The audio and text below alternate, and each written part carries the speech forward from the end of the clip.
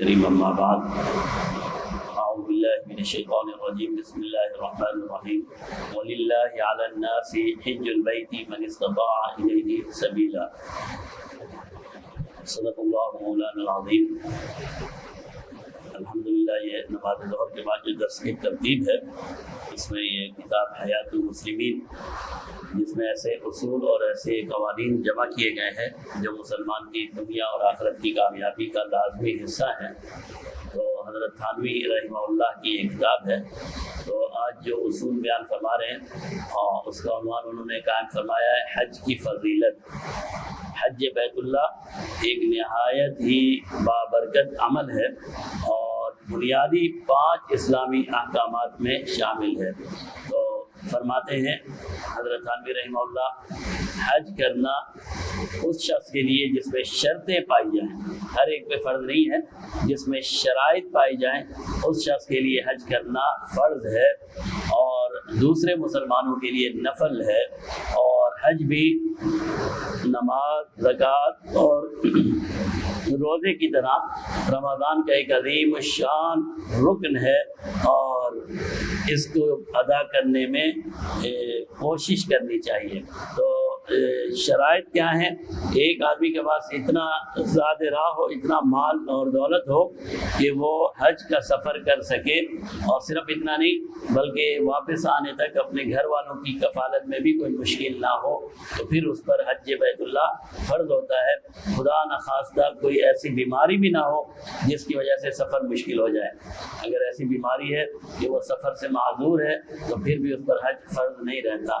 تو آیت بیان فرمائی، ترجمہ فرماتے ہیں اللہ تعالیٰ نے ارشاد فرمایا، اور اللہ کے واسطے لوگوں کی ذمہ پہ اس مکان یعنی کعبہ کا حج کرنا ہے، یہ اس شخص کے ذمہ ہے جو کہ طاقت رکھے وہاں تک پہنچنے کی۔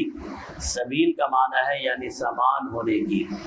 رسول اللہ صلی اللہ علیہ وسلم کی وہ حدیث مبارکہ جو ہم پہلے ذکر کر چکے ہیں، اور وہ یہ ذکر ہے بنی الاسلام علی 5 شہادت ان لا الہ الا اللہ و اقام الصلاۃ و ایتاء الزکاۃ و صوم رمضان و حج البیت من استطاع الیہ سبیلا۔ یہ والی حدیث فرماتے ہیں، اس حدیث سے معلوم ہوتا ہے کہ اگر کوئی شخص مسلمان نماز، زکوٰۃ، روزے سب کا پابند ہو مگر اس پر حج فرض ہو اور اس نے حج نہیں کیا تو یہ چیز دوسری عبادات کا ہونا اس کی نجات کے لیے کافی نہیں ہوگا، کیونکہ اس نے اسلام کے ایک رکن کو چھوڑ رکھا ہے۔ ہاں اللہ معاف فرمائے، اس کی سزا پا کر وہ جنت میں چلا جائے تو الگ بات ہے، لیکن اگر اس نے جان بوجھ کر حج نہیں کیا تو جتنا بڑا بھی نمازی کیوں نہ ہو، جتنا بڑا بھی وہ زکوٰۃ ادا کرنے والا کیوں نہ ہو، جتنا بڑا بھی روزے دار کیوں نہ ہو، اگر جان بوجھ کر اس نے حج ادا نہیں کیا تو اس کوتاہی کی سزا اس کو ملے گی۔ فرمایا جس شخص نے نماز، روزہ، زکوٰۃ سب ادا کر لی مگر فرض شدہ حج ادا نہ کیا ہو تو اس کی نجات کے لیے یہ کافی نہیں ہوگا۔ اور حج میں ایک ایسی خاصیت پائی جاتی ہے جو دوسروں میں نہیں ہے، اور وہ خاصیت یہ ہے کہ دوسرے عبادات کی مصلحتیں تو انسان کے ذہن میں سمجھ میں آ جاتی ہیں، لیکن حج ایک ایسی عبادت ہے جس کی عقلی مصلحتیں انسان کی سمجھ میں نہیں آتی۔ بھائی انسان کہتا ہے میں کیوں بھاگوں ادھر جا کے، صفا مروہ پہ میں کیوں جاؤں، میں عرفات میں کیوں جاؤں، میں مینا میں 3 راتیں کیوں 2 راتیں کیوں گزاروں، میں مزدلفہ کے کھلے آسمان تلے کیوں لیٹ جاؤں۔ یہ ایسی چیزیں ہیں جو انسان کے ذہن اس کی مصلحتیں معلوم نہیں کر سکتا۔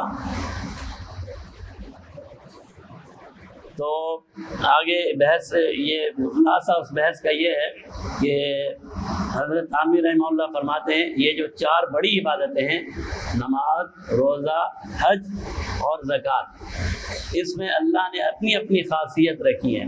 جو ایک عبادت میں خاصیت ہے دوسری میں بھی ہے لیکن وہ اس عبادت میں زیادہ ہے، اور جب تک وہ عبادت نہ کی جائے انسان اس خاصیت کو نہیں پا سکتا۔ اس کی مثال آسان یہ ہے، انسان کو اللہ نے ظاہری اعضاء دے رکھے ہیں، 5 اعضاء ظاہری ہیں۔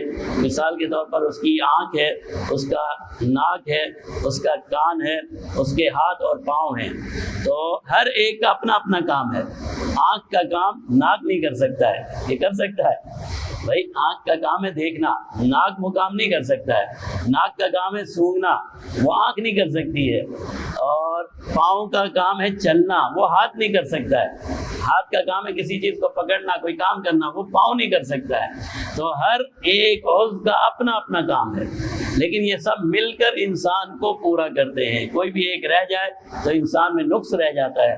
بالکل اسی طرح یہ مثال ویسے سمجھانے کے لیے دی ہے، بالکل اسی طرح انسان کا ایمان ہے، دین ہے، یہ 4، ایک تو ایمان ہے جو روح ہے، اس کے بعد یہ 4 افعال سے مل کر بنتا ہے، نماز، روزہ، حج اور زکوٰۃ، اور ہر ایک کا اپنا اپنا کام ہے، ہر ایک کی اپنی اپنی خاصیت ہے۔ ایک کا کام دوسرا نہیں کر سکتا ہے۔ اگر آپ یہ کہیں جی میں تو روزہ نہیں رکھوں گا، میں حج ہی کرتا رہوں گا، تو جو روزے کی خاصیت ہے وہ حج سے آپ کو نہیں مل سکتی۔ آپ کہیں میں نماز تو نہیں پڑھوں گا، نعوذ باللہ، نماز کی جگہ میں ہر سال حج پہ چلا جاؤں گا، نماز کی جو خاصیت ہے وہ حج سے نہیں مل سکتی ہے۔ ہر ایک کا اپنا، اس طرح ہمیں سمجھ لینا چاہیے کہ جو لوگ آج کل عقل پسندی کا زیادہ زمانہ ہے، لوگ کہتے ہیں بھائی قربانی کا کیا فائدہ ہے، جانور ذبح کرتے ہو، خون بھی بہاتے ہو، جانور ضائع ہو رہے ہیں، فلاں ہو رہا ہے، یہ ہو رہا ہے، اس سے بہتر یہ ہے کہ اگر آپ پہ قربانی فرض ہے تو کسی کو پیسے دے دو، اس کے کام آ جائیں گے۔ بھائی پیسے دینا نہیں ہے، وہاں پر قربانی کرنا ہی عبادت ہے۔ پیسے دینے سے وہ فائدہ نہیں مل سکتا جو قربانی کرنے سے ملتا ہے۔ تو یہی حضرت یہاں پر بتانا چاہ رہے ہیں، فرماتے ہیں ہر عبادت میں ایک جدا شان معلوم ہوتی ہے، ایک ہر عبادت کی ایک الگ سے شان ہے۔ حج کے افعال میں یہ بالکل عاشقانہ شان ہے۔ یہ حج وہی شخص کرے گا جس میں اللہ کا عشق اس کی عقل پر غالب ہو جائے گا۔ اگر فی الحال غالب نہیں بھی ہے تو تجربے سے یہ بات ثابت ہے، جو حج کر لیتا ہے اللہ سے اس کا عاشقانہ، اللہ کے ساتھ اس کا عشق اور محبت پیدا ہو جاتی ہے۔ اس لیے حج یہ کمی پوری کرنے کے لیے آیا ہے کہ انسان کے اندر جو اللہ سے، والذین آمنوا اشد حبا للہ، ایمان والوں کے لیے ضروری ہے کہ سب سے زیادہ اللہ سے محبت کریں۔ اگر یہ کچھ کمی رہ جاتی ہے تو حج ایسی عبادت ہے جو یہ عاشقانہ مزاج انسان کے اندر پیدا کر دیتا ہے کہ اللہ سے محبت اس کی مکمل ہو جاتی ہے۔ اور خاص کر حج میں جو افعال کیے جاتے ہیں وہ افعال تو وہی کر سکتا ہے جس کے دل میں اللہ کی محبت اور عشق ہو، اور جس کے دل میں اللہ کی محبت اور عشق ہوگا وہ اس کا دین کتنا مضبوط ہوگا۔ تو اپنے دین کی مضبوطی کے لیے اگر ہمیں حج اللہ نے فرض کیا ہے تو حج ادا کرنا چاہیے۔ اور اسی طرح اگر ایک دفعہ حج کر لیا تو اب دوبارہ سے حج کرنا یہ نفل ہے، یہ بھی عبادت ہے۔ یہ نہیں ہے کہ ایک دفعہ حج کر لیا تو بس فارغ ہو گئے۔ اگر اللہ نے موقع دیا ہے تو بار بار حج کرنے میں کوئی حرج نہیں ہے۔ ایسے ایسے علماء بھی گزرے ہیں جنہوں نے اپنی زندگی میں 80 حج کیے ہیں، 70 حج کیے ہیں۔ تو یہ ضروری نہیں ہے کہ بس ایک دفعہ حج کر لیا تو بس یہ پورا ہو گیا۔ یہ عاشقانہ بیٹری چارج کرنے کے لیے ہمیں کرتے رہنا چاہیے، بیٹری چارج کرنے کے لیے، اپنے عشق اور محبت کی حفاظت کے لیے بار بار حج کرنے چاہیے، لیکن اتنا بوجھ اپنے اوپر نہیں ڈالنا چاہیے۔ اللہ نے دے رکھا ہے تو کریں۔ بعض لوگوں کو دیکھا گیا وہ قرضہ اٹھا کر حج پہ چلے گئے، عمرے پہ چلے گئے، یہ مناسب نہیں ہے۔ قرضہ لے کر یہ کام کرنا مناسب نہیں ہے۔ ہاں اگر آپ ایسا قرضہ ہے جو آپ کو یقین ہے کہ میں ادا کر لوں گا، جیسے مثال کے طور پر آپ کے پیسے جون میں آنے اور حج اپریل میں ہو رہا ہے، تو آپ کو یقین ہے کہ جون میں یہ پیسے دے سکتا ہوں، پھر آپ نے کسی سے لے لیا اور حج کر لیا، پھر تو ٹھیک ہے۔ لیکن آپ کے پاس کوئی بندوبست نہیں ہے اور آپ نے قرض لے کر حج کیا تو یہ مناسب چیز نہیں ہے۔ ہاں خود اپنے پاس پیسے ہوں تو بار بار کرنے میں کوئی حرج نہیں ہے۔ ام المومنین سیدنا عائشہ رضی اللہ تعالی عنہا سے روایت ہے کہ رسول اللہ صلی اللہ علیہ وسلم نے فرمایا، بیت اللہ کے گرد پھرنا، طواف کرنا، صفا اور مروہ کے پھیرے لگانا اور کنکریوں کا مارنا، یہ سب اللہ کی یاد قائم کرنے کے لیے کیا گیا ہے۔ یہ ساری چیزیں اللہ کا ذکر ہیں۔ دیکھیں آپ وہاں جا کے آپ شیطان کو کنکریاں رہیں، لیکن یہ بھی اللہ پیارے محبوب فرماتے ہیں اللہ کے لیے ہے، اور یہ بھی عبادت ہے۔ کنکری مارنا بھی عبادت ہے، اور کنکری ہی مارنی چاہیے۔ آج کل تو جاتے ہیں، کوئی جوتا مار رہا ہے، کوئی کیا مار رہا ہے، کوئی، اور وہاں جا کر یہ ڈرامے بازی اللہ معاف فرمائے نہیں کرنی چاہیے۔ بہت سے لوگ ڈرامہ بازی کرتے ہیں، کوئی ایسا کرتا ہے میرے پاس گن ہے اور میں گولی مار رہا ہوں۔ بھائی آپ حج کرنے آئے ہو یا ڈرامے کرنے کے لیے آئے ہو؟ ڈرامہ بازی یا صرف اپنی سوشل میڈیا ایکٹیویٹیز کو بڑھانے کے لیے اس طرح کے ڈرامے کرنا، یہ اللہ کی عبادت کے مزاج کے خلاف ہے۔ اور خصوصاً جب آپ عبادت میں مصروف ہیں تو پھر تو پوری توجہ اللہ کی طرف ہونی چاہیے۔ اگر آپ موبائل کھول لیں گے تو پھر آپ کی توجہ تو اللہ کی طرف نہیں رہے گی، پھر آپ یہ دیکھیں گے بھائی کتنے لائکس ہو گئے، کتنے شیئرز ہو گئے، کتنے لوگ مجھے دیکھ رہے ہیں، پھر یہ عبادت کہاں کی رہی؟ تو کوشش کریں کہ جب عبادت کریں تو ساری چیزوں سے لا تعلق ہو جائیں، ساری چیزوں سے لا تعلق ہو کر اپنی ساری توجہ اللہ کی طرف لگا دیں۔ تو حضرت تھانوی فرماتے ہیں دیکھیے ظاہر میں دیکھنے والوں کو تعجب ہوتا ہے کہ یہ کیسا آدمی ہے کہ بیت اللہ کے ارد گرد گھومتا چلا جا رہا ہے، کنکریاں مار رہا ہے، اس میں کون سی عقل کی مصلحت ہے کہ یہ وہ کام کر رہا ہے؟ لیکن مسلمان ان عبادات میں مصلحت نہیں ڈھونڈتا، وہ یہ ڈھونڈتا ہے کہ یہ اللہ کا فرض ہے جو اللہ نے میرے اوپر فرض کر دیا ہے، مجھے یہ ادا کرنا ہے۔ وہ یہ نہیں سوچتا کہ بھئی اس میں کوئی فائدہ ہے کہ نقصان ہے، وہ یہ سوچتا ہے کہ میرے رب کا یہ حکم ہے، بس پھر وہ یہ کام پورے کرتا ہے۔ یوں سمجھو کہ اللہ کا حکم ہے، اس کے کرنے سے اللہ کی یاد ہوتی ہے اور اللہ سے تعلق بڑھتا ہے اور اللہ سے محبت کا امتحان ہوتا ہے کہ ایک انسان ایسا کام بھی محبت میں کر پائے گا جو اس کی عقل میں آتا ہے یا نہیں کر پائے گا۔ تو اسی طرح حضرت تھانوی رحمہ اللہ نے اور بہت سے علماء نے قصے لکھے ہیں کہ عجیب عجیب قصے ہیں، لیکن نصیحت کے لیے ہم ذکر کر دیتے ہیں۔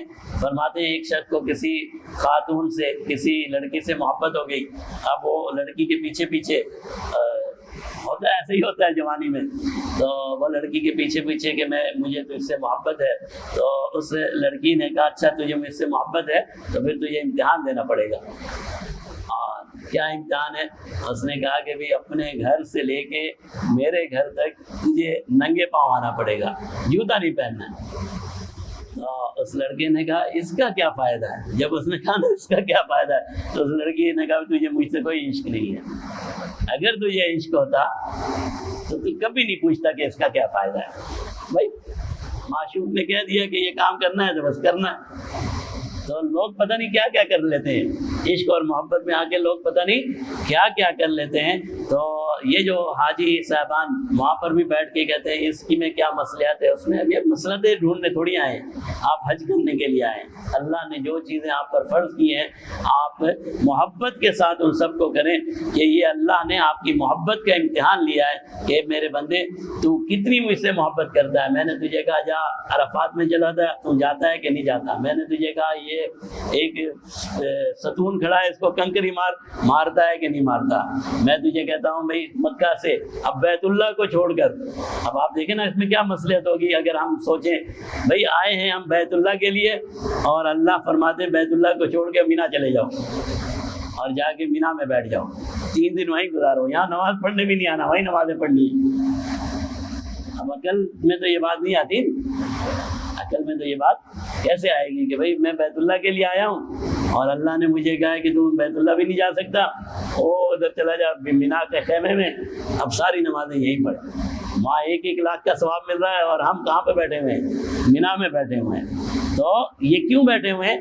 کیونکہ عشق اور محبت کا امتحان ہے کہ اللہ نے کہا ہے، اور وہ ثواب دینا تو اسی نے ہے نا۔ ہو سکتا ہے مینا کی نماز کا ثواب بیت اللہ سے بھی بڑھ جائے کیونکہ ہم نے اللہ کی اطاعت کے لیے یہ کام کیا ہے، اللہ کو راضی کرنے کے لیے یہ کام کیا ہے۔ تو جو چیز آپ کو دلیل سے، دلیل ہے قرآن اور حدیث، قرآن اور حدیث سے پتہ چل جائے کہ یہ چیز فرض ہے یا واجب ہے، کبھی اس کو کرنے سے پیچھے نہ ہٹیں، کبھی یہ نہ سوچیں کہ اس میں کیا فائدہ، اس میں کیا نقصان، اس کی کیا مصلحت۔ اللہ ہی بہتر جانتا ہے کہ وہ حکم اللہ نے ہمیں کیوں ارشاد فرمایا۔ تو فرمایا محبت کا امتحان ہوتا ہے کہ جو بات انسان کی عقل میں نہیں آتی وہ اللہ کا حکم سمجھ کر اس کو مانتا ہے یا نہیں مانتا، اور پھر محبوب کے گھر کے ذرے ذرے پر عاشق کو قربان ہونا اور محبوب کے در کے پھیرے لگانا، یہ تو کھلم کھلا عاشقانہ حرکتیں ہیں، یہ تو کھلا کھلا اس بات کا اظہار ہے کہ ہمیں اللہ سے محبت ہے، اس لیے تو ہم بیت اللہ کا طواف کر رہے ہیں، بار بار آ رہے ہیں، جا رہے ہیں۔ زید بن اسلم اپنے والد سے روایت کرتے ہیں کہ میں نے حضرت عمر رضی اللہ تعالیٰ عنہ سے سنا۔ حضرت عمر کے اس قول کی بھی وہی جو ہم نے ابھی بات کی مطلب وہی ہے۔ حضرت عمر رضی اللہ تعالیٰ عنہ فرماتے ہیں اسلام کا حکم ہے کہ پہلے 4 طوافوں میں آپ جو ہے نا وہ ذرا سا اکڑ کے چلیں گے، اور آپ کا یہ دایاں شانہ بھی کھلا ہونا چاہیے، اس میں چادر نہیں ہونی چاہیے، یہ خالی ہونا چاہیے، نیچے سے چادر لائیں گے اور پھر ذرا سا اکڑ کے چلنا۔ اللہ فرماتے ہیں وَلَا تَمْشِ فِي الْأَرْضِ مَرْحًا، دنیا میں اکڑ کے نہیں چلو، اور وہاں پر کیا کہا، اب تھوڑا اکڑ کے، تھوڑا دبدبے سے، روب سے چلو۔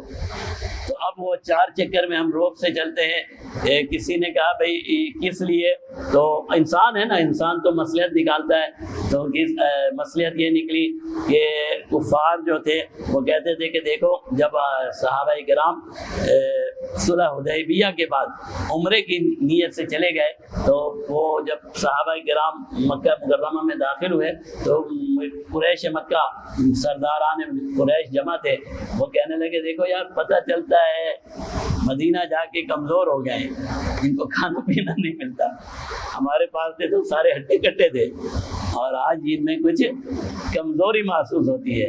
تو یہ جب انہوں نے بات کی تو جناب نبی کریم صلی اللہ علیہ وسلم نے فرمایا بھائی ذرا سا روب اور دبدبے سے ہم طواف کریں تاکہ ان کو پتہ چل جائے کہ ہمارے اندر کوئی کمزوری نہیں ہے۔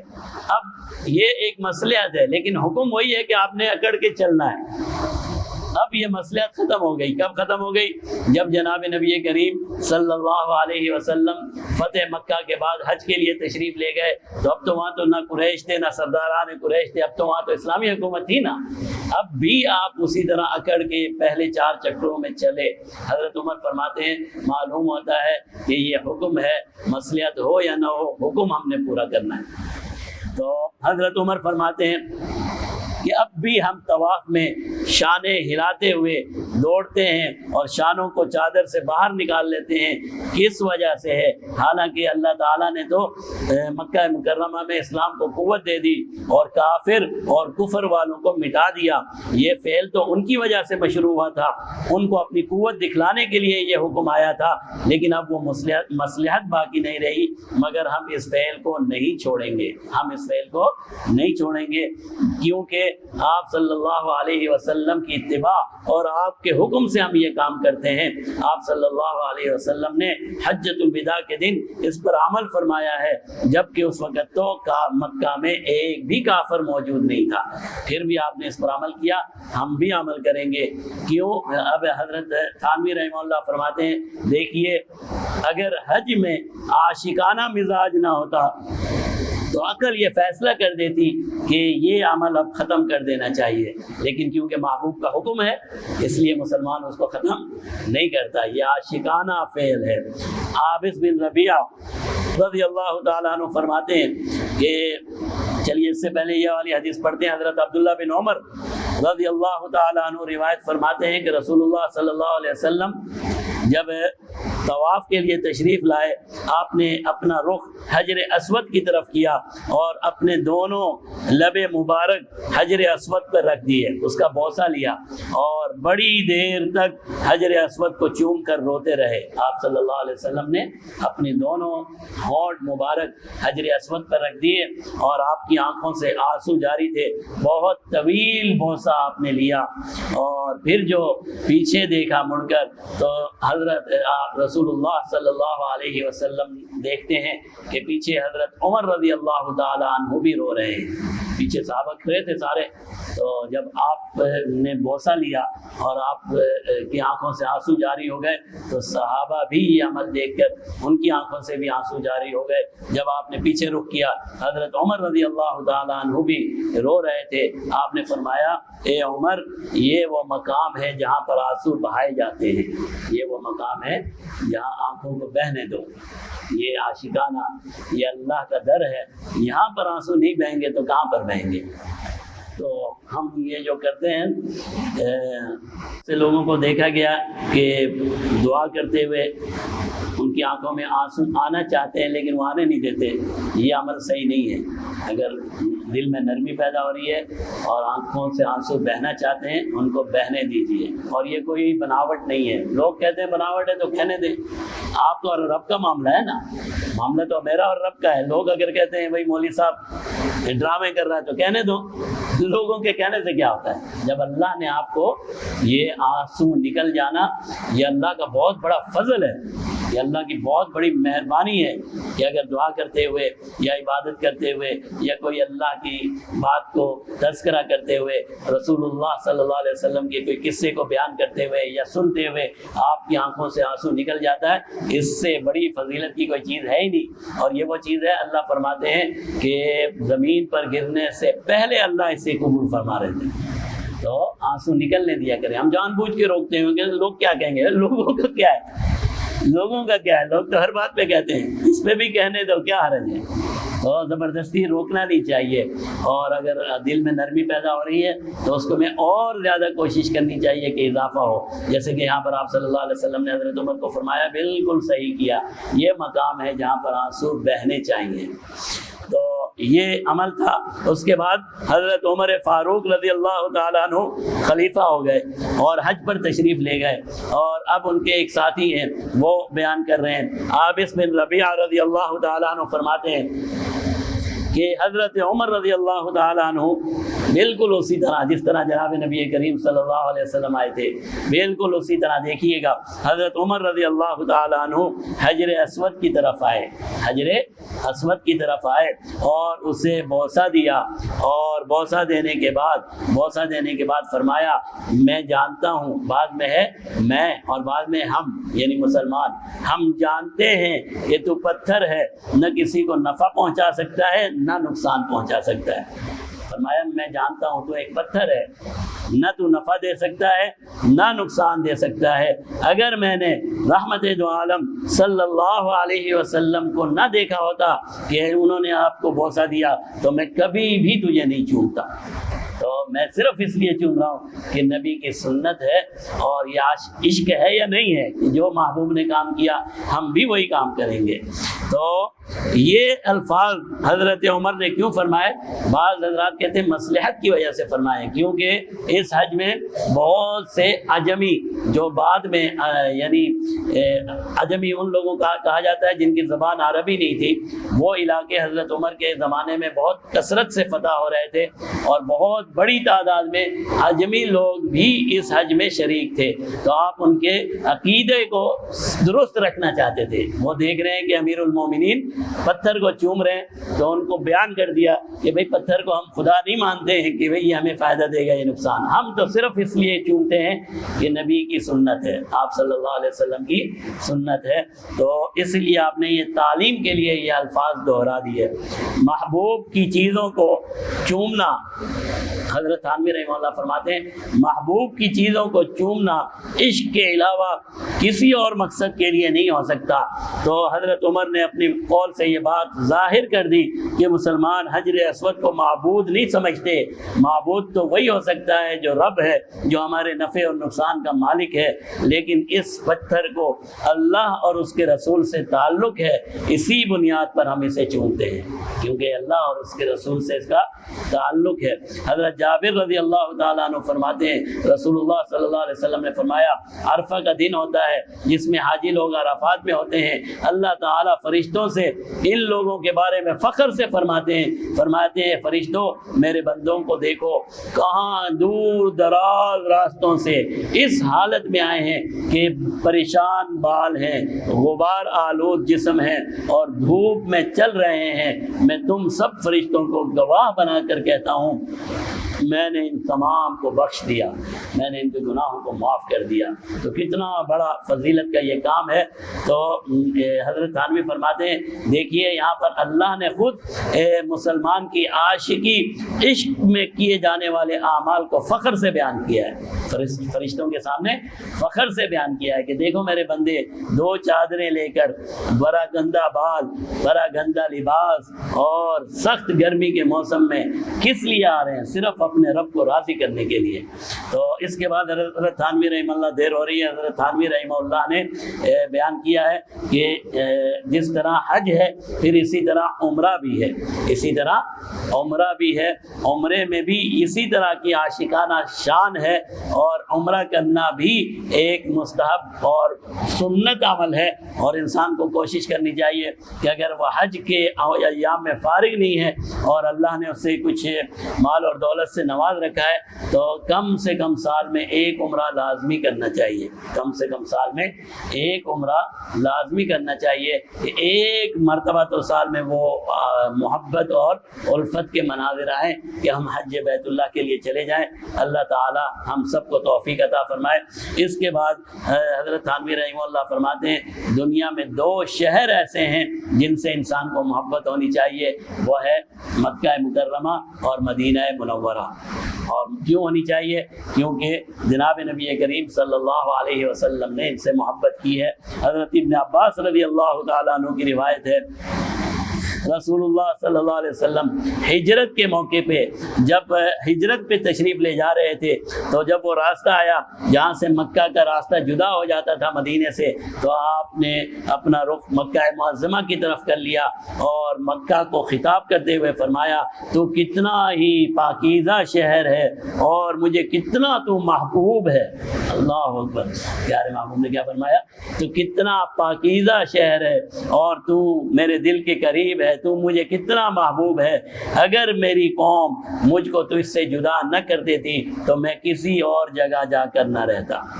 تو آپ صلی اللہ علیہ وسلم نے اس سے محبت کی ہے، اس لیے ہمیں بھی اس سے محبت کرنی چاہیے۔ اور اسی طرح دوسرا شہر ہے مدینہ منورہ۔ جناب نبی کریم صلی اللہ علیہ وسلم نے مدینہ منورہ کے لیے دعائیں فرمائی ہیں اور فرمایا ہے کہ حضرت ابو ہریرہ رضی اللہ تعالیٰ عنہ سے روایت ہے، رسول اللہ صلی اللہ علیہ وسلم نے فرمایا اے اللہ تیرے خلیل ابراہیم علیہ السلام نے تو اس سے مکہ کے لیے دعا کی تھی۔ اب یہ عجیب الفاظ ہیں، دیکھیں فرماتے ہیں اے اللہ تیرے خلیل ابراہیم نے تجھ سے مکہ کے لیے دعا کی تھی اور میں تیرا بندہ محمد تجھ سے مدینہ کے لیے دعا کرتا ہوں۔ انہوں نے مکہ کے لیے کی تھی اور میں تو اس سے مدینہ کے لیے دعا کرتا ہوں، اور اللہ جتنی دعا ابراہیم نے کی تھی اس سے ڈبل دعا کرتا ہوں، اس سے زیادہ دعا کرتا ہوں مدینہ منورہ کے لیے۔ تو مکہ مکرمہ بھی ہمارا محبوب ہے، ایک آنکھ مکہ ہے تو دوسری آنکھ مدینہ ہے، دونوں ہمارے لیے عظمت والے ہیں، اور اس لیے بھی عظمت والے ہیں کہ ہمارے محبوب کی آخری آرام گاہ مدینہ ہے، اور آپ صلی اللہ علیہ وسلم نے خود پسند کی۔ حضرت تھانوی فرماتے ہیں حضرت ابراہیم علیہ السلام نے مکہ معظمہ کے لیے محبوبیت کی دعا فرمائی تھی کہ اللہ لوگوں کو محبوب کر دے، تو مدینہ منورہ کے لیے پیارے محبوب نے دگنی محبت مانگی ہے کہ میرے ماننے والوں کو مدینہ کی دگنی محبت ادا کر۔ اور یہی انسان اپنے آپ کو ٹٹولے نا تو مدینہ جا کر اسے زیادہ خوشی ہوتی ہے، مدینہ جا کر اسے زیادہ خوشی ہوتی ہے۔ اس شہر سے دگنی محبت اللہ نے ہم سب کو عطا کی ہے۔ حضرت ام المومنین سیدنا عائشہ رضی اللہ تعالیٰ عنہ فرماتی ہیں رسول اللہ صلی اللہ علیہ وسلم نے فرمایا اے اللہ مدینہ کو ہمارے لیے محبوب بنا دے، جس طرح ہم مکہ سے محبت کرتے ہیں بلکہ اس سے بھی زیادہ محبت عطا فرما دے۔ اور پھر پیارے محبوب نے مدینہ سے اپنے تعلق کو یوں بیان فرمایا۔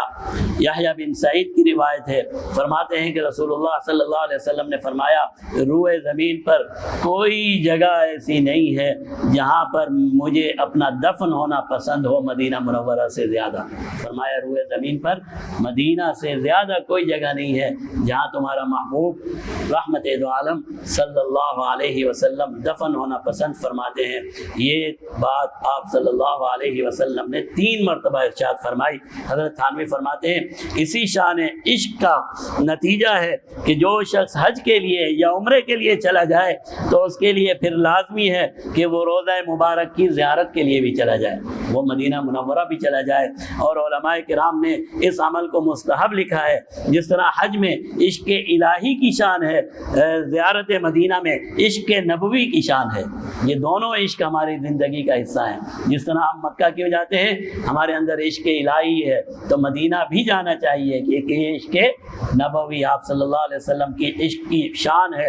جب حج سے عشق الہی میں ترقی ہوتی ہے تو زیارت مدینہ سے عشق نبوی میں ترقی ہوتی ہے۔ جس دل میں اللہ اور اس کے رسول کا عشق آ جائے پھر ذرا سوچئے وہ دین میں کتنا زیادہ مضبوط ہو جائے گا۔ اسی شان عاشقی کا پتہ اس حدیث سے چلتا ہے۔ حضرت عبداللہ بن عمر رضی اللہ تعالیٰ عنہ فرماتے ہیں، پیارے محبوب نے خود یہ فرمایا کہ بھئی جب تم آ جائے کرو مکہ مکرمہ تو تم مدینہ بھی آ جایا کرو، تم مدینہ بھی آ جایا کرو۔ دیکھیں کیسے محبت کے الفاظ ہیں۔ حضرت عبداللہ بن عمر فرماتے ہیں رسول اللہ صلی اللہ علیہ وسلم نے فرمایا، جو شخص حج کرنے کے بعد میری وفات کے بعد میری قبر کی زیارت کے لیے آئے گا وہ ایسا ہے جیسے اس نے زندگی میں میری زیارت کر لی۔ میری زیارت کے لیے جب مدینہ آئے گا گویا کہ میری ابھی اگر تصور کیجئے وہ لمحات ہماری زندگی میں آتے کہ پیارے محبوب صلی اللہ علیہ وسلم حیات ہوتے مدینہ منورہ میں تو کون مسلمان ہے کہ وہ مدینہ نہ جاتا؟ تو فرمایا جو میری زندگی میں زیارت کا اجر و ثواب ہے، میری وفات کے بعد جو میرے روزے پر آ کر سلام کہتا ہے اس کو بھی وہی اجر اور ثواب ملتا ہے۔ تو حضرت تھانوی فرماتے ہیں رسول اللہ صلی اللہ علیہ وسلم نے دونوں زیارتوں کو برابر فرمایا، کسی خاص بات کی تخصیص نہیں، تو ہر عصر میں دونوں برابر ہوں گی۔ دیکھیں آپ نے یہ نہیں کہا کہ وہ اس میں زیادہ ثواب ہے، صحابہ کو زیادہ ثواب ہے کہ انہوں نے میری زندگی میں دیکھا، آپ نے فرق نہیں کیا، آپ نے فرمایا دونوں برابر ہیں۔ میری زندگی میں آنا، یہ میری وفات کے بعد آنا، دونوں زیارتیں برابر ہیں۔ تو اگر کسی کو آپ صلی اللہ علیہ وسلم کی زندگی میں آپ کی زیارت ہو جاتی تو اس کے دل میں عشق اور محبت کا پیمانہ کتنا بلند ہو جاتا ہے، تو وفات کے بعد زیارت میں بھی وہی اثر ہونا چاہیے۔ جب ایک انسان مسلمان روضہ مبارک کی زیارت کے لیے چلا جاتا ہے تو اس کے دل میں عشق نبوی کا پیمانہ بلند سے بلند ہوتا چلا جاتا ہے۔ اور یہ بات ہم اپنی آنکھوں سے کھلا دیکھتے ہیں کہ جس طرح حج کے مقام یعنی مکہ معظمہ میں محبت کی شان ہے، محبت الہی کی شان ہے، اسی طرح زیارت کے مقام یعنی مدینہ منورہ میں محبت نبوی کی شان ہے، اور یہ دونوں ہماری ضرورت ہے۔ اللہ تعالیٰ میں بار بار زیارت حرمین کی توفیق عطا فرمائے۔ الحمد للہ رب العالمین الرحمن الرحیم مالک یوم الدین اللهم صل وبارک علی محمد وعلى آلہ وصحبہ اجمعین اللهم انت السلام ومنک السلام وتبارک ربنا وتعالیت یا ذا الجلال والاکرام۔ یا الہ العالمین جو کچھ پڑھا جو کچھ سنا یا اللہ اس پر عمل کرنے کی توفیق عطا فرما دے۔ یا اللہ قرآن اور حدیث سے مضبوط تعلق نصیب فرما دے۔ یا الہ العالمین زیارت حرمین شریفین کی فضیلت کے بارے میں، فضائل کے بارے میں ہم نے سنا، یا اللہ غیب سے اسباب پیدا فرما دے۔ یا اللہ بار بار زیارت حرمین شریفین کی توفیق عطا فرما دے۔ یا اللہ زیارت حرمین شریفین کے وقت، حج اور عمرے کے وقت یا اللہ اس کے آداب کا خیال رکھنے کی توفیق عطا فرما دے۔ یا اللہ روزہ اطہر پر کھڑے ہو کر سلام پڑھنے کی توفیق عطا فرما دے۔ یا اللہ پیارے محبوب صلی اللہ علیہ وسلم سے جو عقیدت اور احترام کا رشتہ ہے، یا اللہ اس عقیدت اور احترام کے آداب کا خیال کرنے کی توفیق عطا فرما دے۔ یا الہ العالمین اپنی محبت سے رحمت دو عالم صلی اللہ علیہ وسلم کی محبت سے ہمارے دلوں کو منور فرما دے، ہماری اولاد کی دلوں کو منور فرما دے۔ یا اللہ ہمارے اہل خانہ، ہمارے بہن بھائی، رشتہ دار، اقربا، ہمارے اساتذہ، ہمارے مشائخ، یا اللہ پوری امت کو پیارے محبوب صلی اللہ علیہ وسلم کی محبت سے سب کے دلوں کو منور فرما دے۔ ربنا تقبل منا انك انت السميع العليم وتب علينا انك انت التواب الرحيم وصلى الله وسلم على سيدنا محمد وعلى آله وصحبه اجمعين آمين برحمتك يا ارحم الراحمين۔